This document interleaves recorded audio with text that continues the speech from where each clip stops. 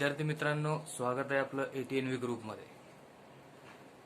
तर आज पाहणार आहोत आपण सराव संच 1.1, ज्यामध्ये पहिला प्रश्न दिला आपल्याला. एका त्रिकोणाचा पाया 9 आणि उंची 5 आहे. दुसऱ्या त्रिकोणाचा पाया 10 आणि उंची 6 आहे. तर त्या त्रिकोणाच्या क्षेत्रफळाचे गुणोत्तर काढा. आता इथं या उदाहरणामध्ये कोणत्याही त्रिकोणाच्या नावाचा उल्लेख केलेला नाही, जसं की त्रिकोण ABC, त्रिकोण PQR.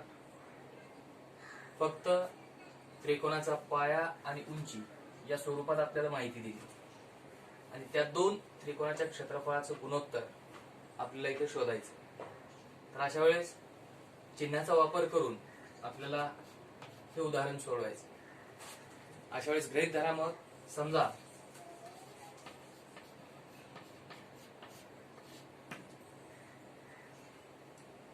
एका त्रिकोणाचा पाया, एका त्रिकोणाचे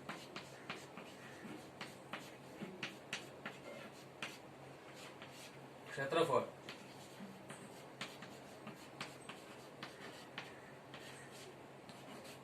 A1, पाया B1 आणि उंची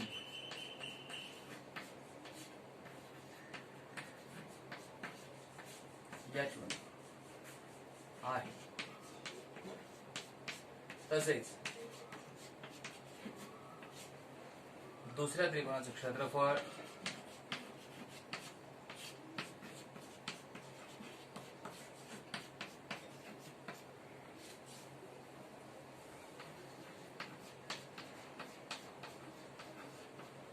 A2, पाया B2 आणि उंची H2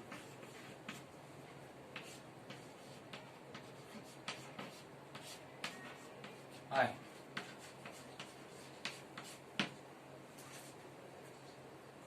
याचा अर्थ पहिल्या त्रिकोणासाठी पाया जर B1 असेल तर B1 ची किंमत होईल 9. उंची 5 असेल तर H1 ची किंमत होईल 5.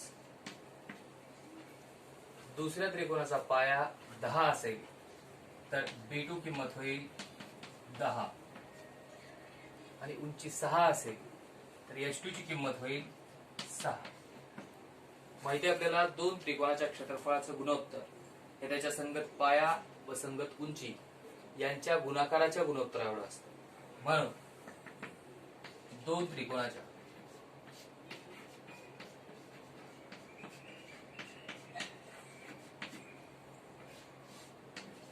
क्षेत्रफळाच्या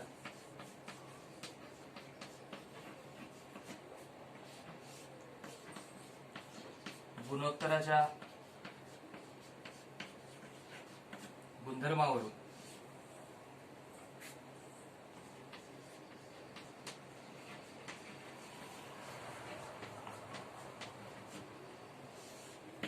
त्या दोन त्रिकोणाच्या क्षेत्रफळाचं गुणोत्तर, पहिल्या त्रिकोणाचं क्षेत्रफळ A1, दुसऱ्या त्रिकोणाचे क्षेत्रफळ A2, दोन त्रिकोणाच्या क्षेत्रफळाचं गुणोत्तर हे त्याचा संगत पाया आणि उंची यांच्या गुणाकाराच्या गुणोत्तर एवढं असतं.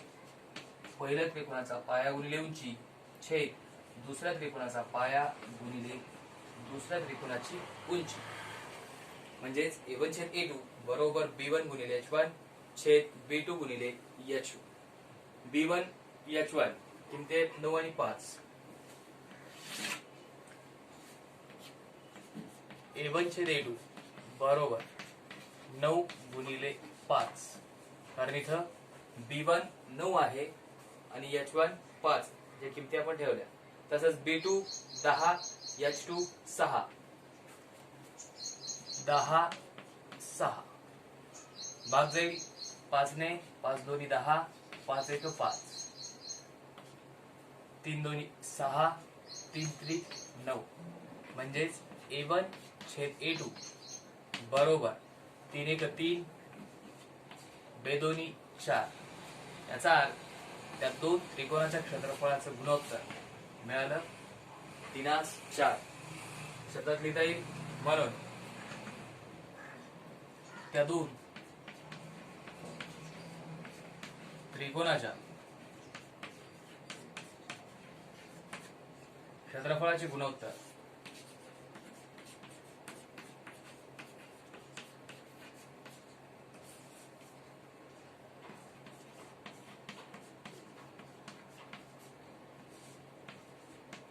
तीन जसे चार आहे.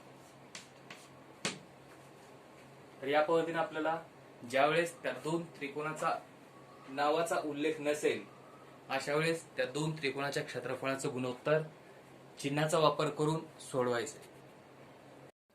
दुसरा प्रश्न आपल्याकडे दिलेल्या आकृतीमध्ये बीसी लंब एबी एडी लंब एबी बीसी बरोबर 4 एडी बरोबर 8 तर त्रिकोण एबीसीचं क्षेत्रफळ आणि त्रिकोण एडीबीचं क्षेत्रफळ यांचं गुणोत्तर काढायचे.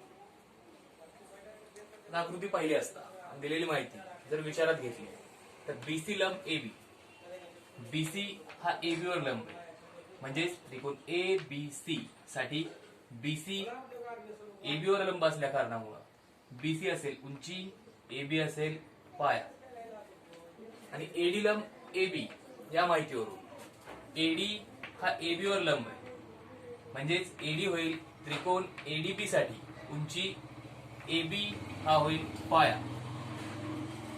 दिलाय बीसी 4 एडी 8 बीसी 4 एडी 8 शोधायचं आपल्याला त्रिकोण एबीसीचं क्षेत्रफळ आणि त्रिकोण एडीबीचं क्षेत्रफळ यांचं गुणोत्तर.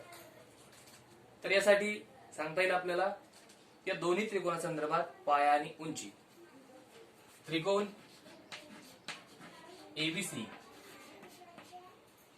चा पाया एबी आणि उंची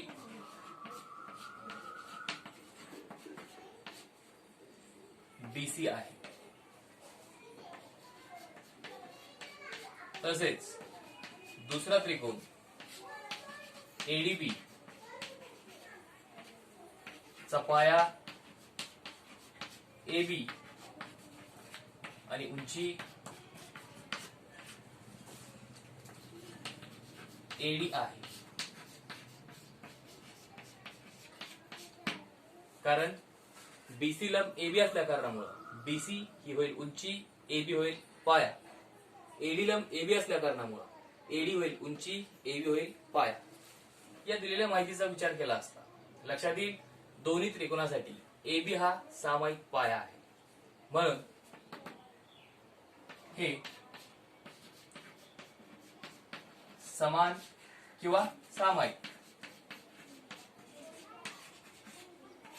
पायाचे त्रिकोण आहे.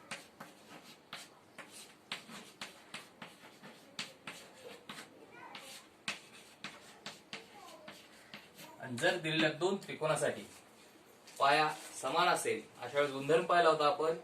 समान पाया असणाऱ्या दोन त्रिकोणाच्या क्षेत्रफळाचं गुणोत्तर हे त्यांच्या संगत उंचीच्या गुणोत्तरा एवढं असतं. म्हणून त्रिकोण एबीसीचं क्षेत्रफळ आणि त्रिकोण एडीबीचं क्षेत्रफळ यांचं गुणोत्तर मिळेल त्यांच्या संगत उंचीच्या गुणोत्तरा म्हणजेच बीसी आणि एडी. कारण समान पायाच्या गुणधर्मावर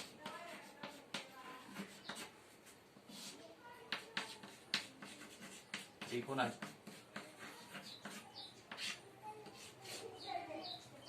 गुणधर्मावर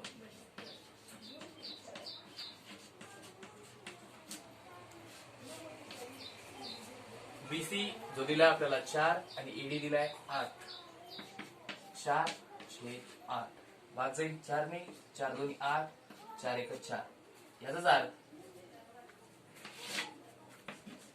त्रिकोण एबीसीचं क्षेत्रफळ आणि त्रिकोण एडीबीचं क्षेत्रफळ यांचं गुणोत्तर मिळेल 1/2.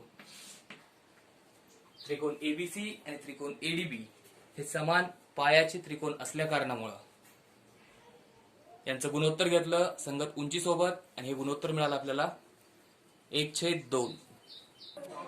प्रश्न तिसऱ्यासाठी माहिती आपल्याकडे शेजारील आकृतीमध्ये रेख PS लंबरेख RQ, रेख QT लंबरेख PR.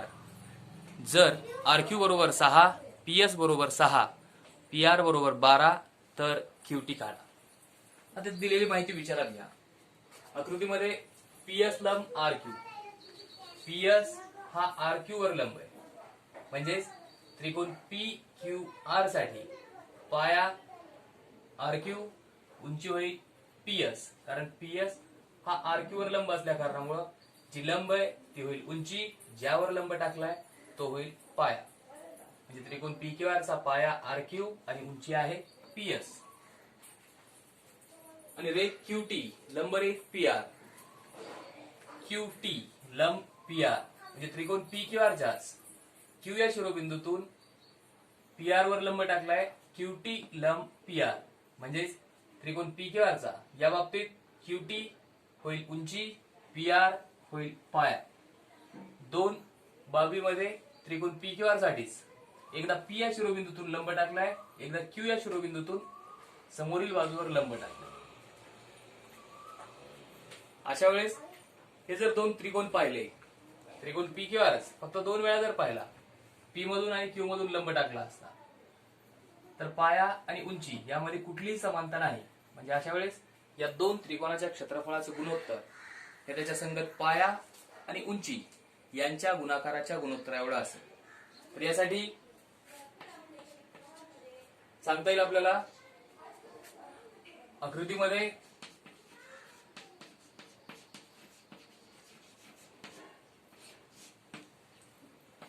त्रिकोण PQR मध्ये सुरुवातीला विचारात घेऊ PS लंब QR, PS लंब RQ. म्हणून रेख PS ही उंची आणि रेख RQ हा पाया आहे.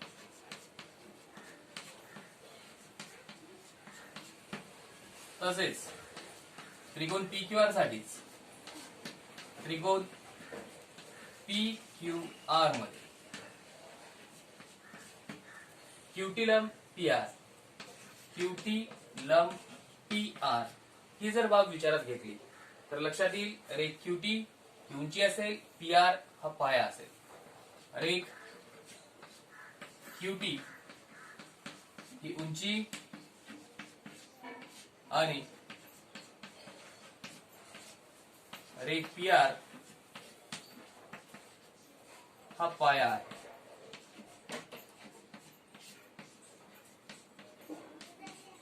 म्हणून दोन त्रिकोणाच्या क्षेत्रफळाच्या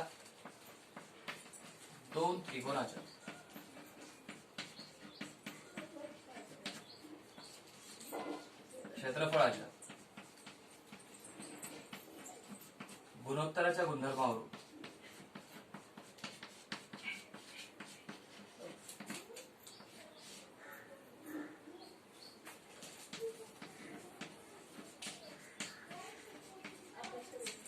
या दोन त्रिकोणाच्या क्षेत्रफळाचं गुणोत्तर, त्रिकोण PQR चं क्षेत्रफळ आणि त्रिकोण PQR चं क्षेत्रफळ यांचं गुणोत्तर हे त्यांचा संगत पाया आणि उंची यांच्या गुणाकाराच्या गुणोत्तरा एवढं. सुरुवातीला पाया QR, उंची PS, हे होईल RQ गुणिले PS छेद दुसऱ्या बाबतीत पाया आहे PR आणि उंची आहे QT, PR गुणिले QT. इथं RQ 6 दिलाय, PS 6, PR 12, QT शोधायचं आहे. किती शोधता येतील? या दोन त्रिकोणाचं क्षेत्रफळ सारखं आहे, भाग जाईल, गुणोत्तर मिळेल 1. जे काही क्षेत्रफळ असेल त्याने भाग घातला असता गुणोत्तर मिळेल 1. RQ जो आहे 6 गुणिले PS जो दिलाय पुन्हा 6 छेद PR 12, QT शोधायचा आहे, 12 गुणिले QT. 6 एक 6, 6 दोन्ही 12, 2 एक 2, 2 त्रिक 6. क्यूटी भागाकारात आहे, बाजू बदलून गुणाकारात जाईल. 1 बरोबर 3/क्यूटी हा भाग मिळाला. क्यूटी बाजू बदलून गुणाकारात गेला असता 1 गुणिले क्यूटी, क्यूटी बरोबर मिळेल 3. एकक दिलेलं नाही त्यामुळे वापरता येईल एकक, म्हणजे क्यूटी मिळाला 3 एकक.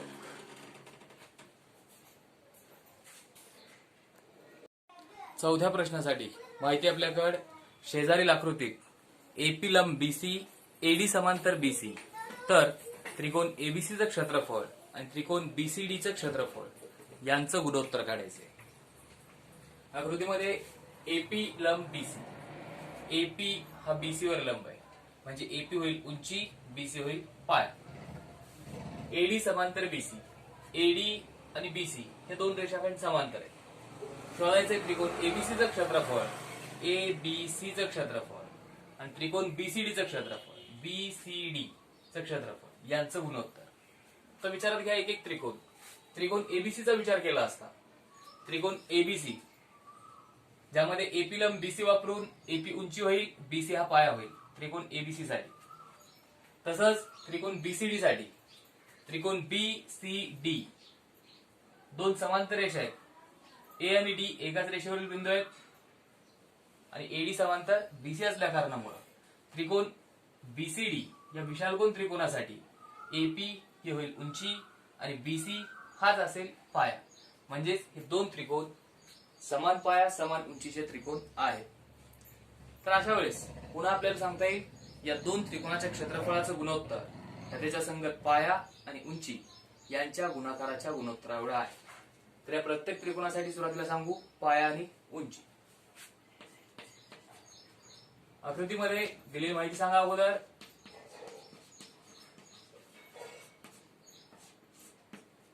एपी लंब बीसी आणि एडी समांतर बीसी, म्हणून त्रिकोण एबीसी मध्ये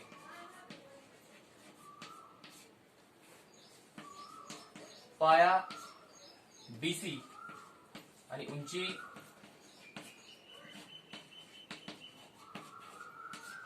एपी आहे. तसेच दुसरा त्रिकोण जो की आहे त्रिकोण बीसीडी, त्रिकोण बीसीडी मध्ये पाया बीसी आणि उंची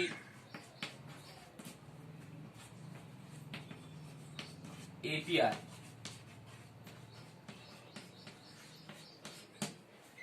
म्हणून गुणधर्म वापरता येईल दोन त्रिकोणाच्या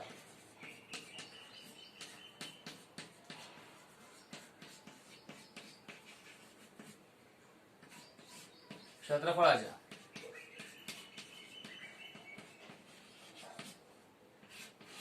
गुणोत्तराच्या गुणधर्मावरून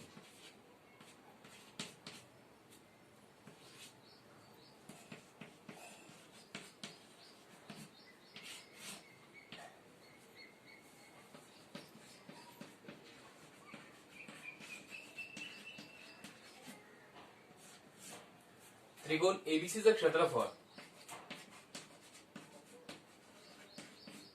आणि त्रिकोण बीसीडीचं क्षेत्रफळ यांचं गुणोत्तर बरोबर त्रिकोण एबीसीचा पाया बीसी गुणिले उंची एपी, तसंच त्रिकोण बीसीडी साठी पाया बीसी आणि उंची याची सुद्धा आहे एपी.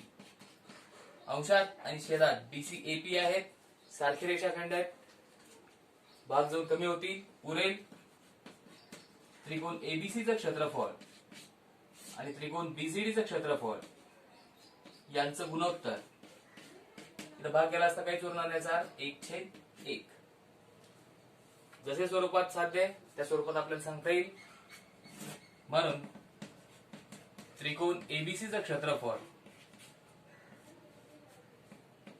आणि त्रिकोण बीसीडीचं क्षेत्रफळ यांचं गुणोत्तर 1:1.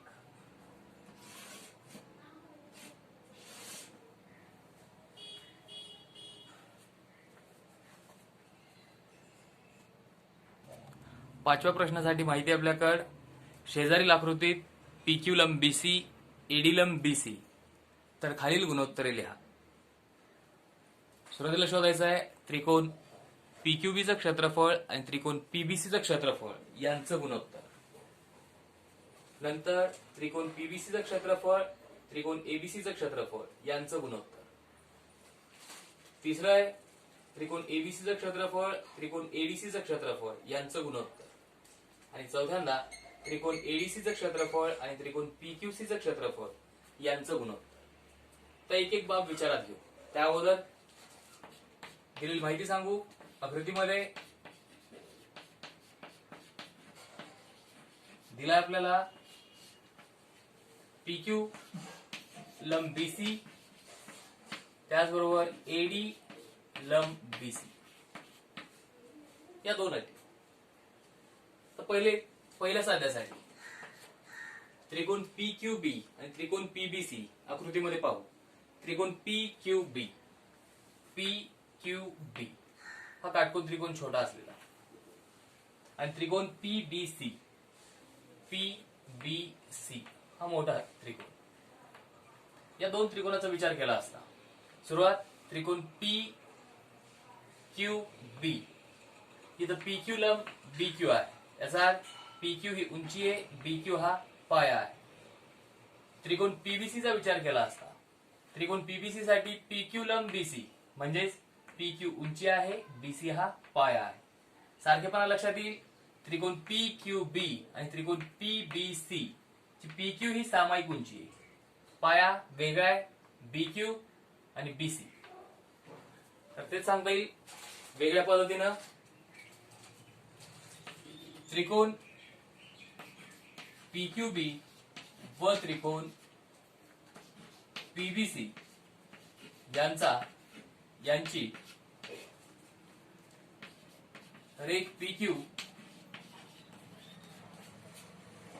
ही सामायिक उंची असून किंवा समान सामायिक उंची असून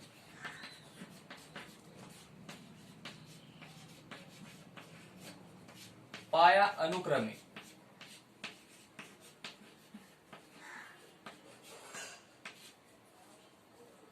BQ व BC आहे.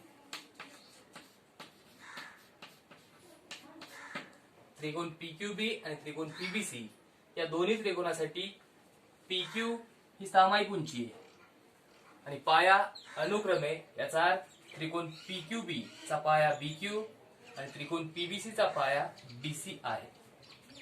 म्हणून गुणधर्म वापरता येईल सामायिक उंची समान उंचीसाठी. म्हणून समान उंची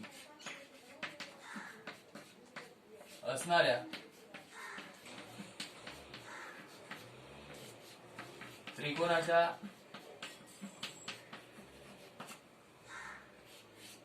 क्षेत्रफळाच्या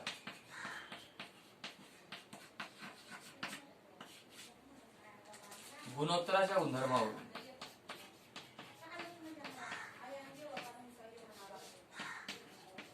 किंवा तो गुणधर्म लिहिला तरी चालतो. समान उंची असणाऱ्या दोन त्रिकोणाच्या क्षेत्रफळाचे गुणोत्तर त्याचे संगत पायाच्या प्रमाणात असते. म्हणून त्रिकोण PQB चं क्षेत्रफळ आणि त्रिकोण PBC चं क्षेत्रफळ यांचं गुणोत्तर मिळेल BQ/BC. किमती दिलेल्या नाहीत त्यामुळे आपल्याला इथंच सांगावं लागेल या दोन त्रिकोणाच्या क्षेत्रफळाचं गुणोत्तर मिळालं आपल्याला BQ/BC. तर दुसऱ्या साध्यासाठी दुसरं साध्य आहे आपलं त्रिकोण PBC चं क्षेत्रफळ आणि त्रिकोण ABC चं क्षेत्रफळ. हे दोन्ही त्रिकोण अगोदर आकृतीमध्ये विचारात घ्या. त्रिकोण PBC हा त्रिकोण आणि त्रिकोण ABC हा मोठा त्रिकोण. त्रिकोण PBC साठी PQ ही उंची आहे, BC हा पाया आहे. त्रिकोण ABC साठी AD ही उंची आहे, BC हा पाया आहे. दोन्ही त्रिकोणासाठी BC हा सामायिक पाया आहे. तर सांगता येईल आपल्याला मग त्रिकोण पीबीसी व त्रिकोण एबीसी यांचा रेख बीसी हा सामायिक पाया असून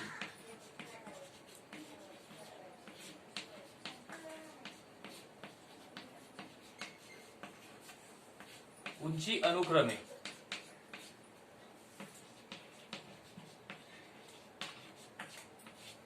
त्रिकोण पीबीसी ची उंची आहे पी क्यू, रेख पी क्यू व एबीसी साठी उंची आहे एडी, रेख एडी आहे. म्हणून समान पायासाठी असलेला गुणधर्म, समान पाया असणाऱ्या त्रिकोणाच्या क्षेत्रफळाच्या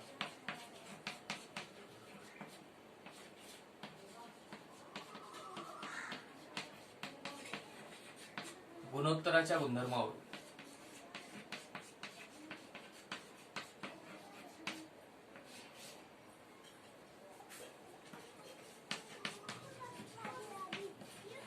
या दोन त्रिकोणाच्या क्षेत्रफळाचं गुणोत्तर त्रिकोण पीबीसीचं क्षेत्रफळ आणि त्रिकोण एबीसीचं क्षेत्रफळ यांचं गुणोत्तर मिळेल संगत उंचीच्या गुणोत्तरावर, म्हणजेच पीक्यू छेद एडी, पीक्यू छेद एडी.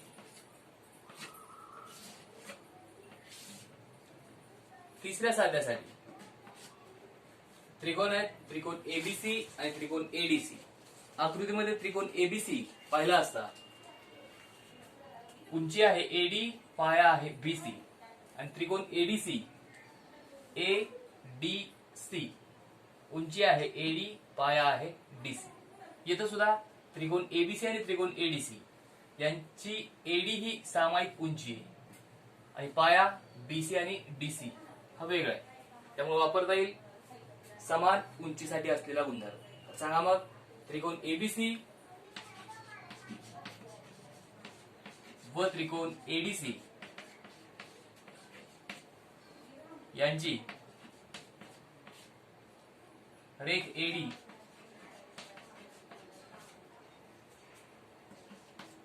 ही सामायिक उंची असून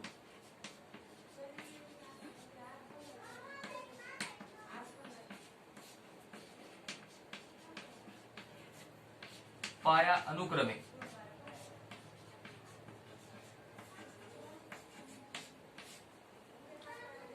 एबीसीचा पाया बीसी आणि एडीसीचा पाया डीसी आहे. म्हणून समान उंचीच्या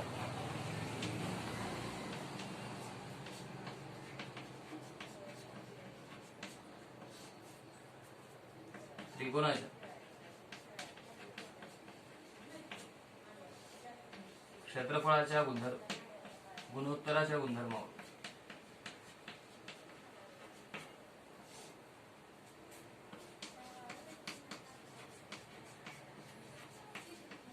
या दोन त्रिकोणाच्या क्षेत्रफळाचं गुणोत्तर त्रिकोण एबीसीचं क्षेत्रफळ आणि त्रिकोण एडीसीचं क्षेत्रफळ यांचं गुणोत्तर त्याच्या संगत पायाच्या गुणोत्तर एवढं असतं, पाया बीसी आणि डीसी.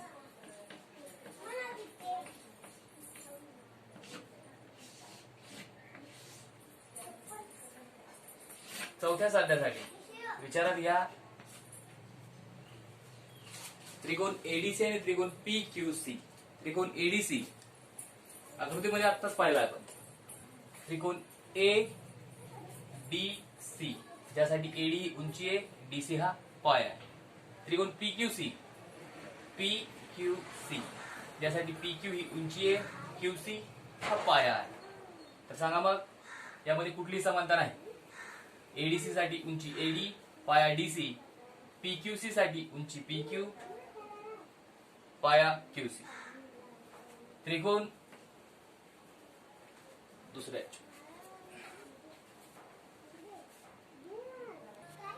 त्रिकोण एडीसी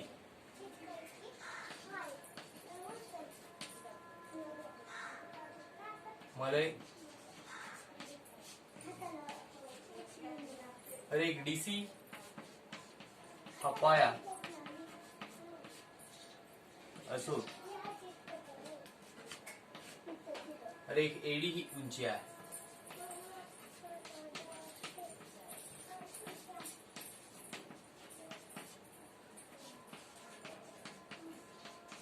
तसेच दुसरा त्रिकोण पीक्यूसी मध्ये एक क्यूसी हा पाया असू,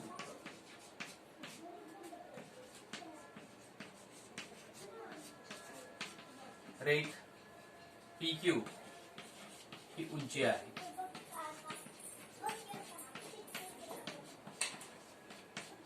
म्हणजेच वापरता येईल आपल्याला दोन त्रिकोणाच्या क्षेत्रफळाचा गुणोत्तरासाठी असलेला गुणधर्म. म्हणून दोन त्रिकोणाच्या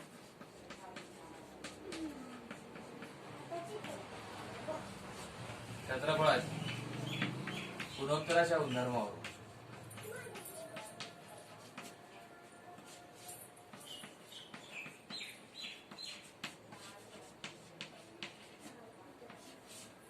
त्रिकोण एडीसीचं क्षेत्रफळ आणि त्रिकोण पीक्यूसीचं क्षेत्रफळ यांचं गुणोत्तर बरोबर डीसी गुणिले एडी, त्रिकोण एडीसीचा पाया गुणिले उंची, त्रिकोण पीक्यूसीचा पाया क्यूसी गुणिले उंची पीक्यू.